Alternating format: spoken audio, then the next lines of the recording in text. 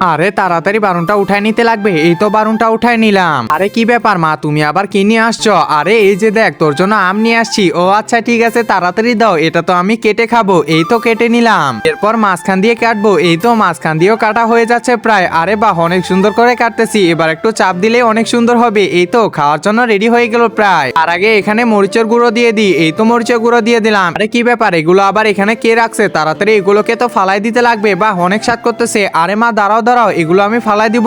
আরে ফালাই দিও না, এগুলো দিয়ে তো আমাকে ভর্তা বানিয়ে দিচ্ছি। আচ্ছা ঠিক আছে, প্রথমে এগুলোকে ভালো করে ধুয়ে নিতে লাগবে। এরপর তেলের মধ্যে ভেজে নিতে লাগবে।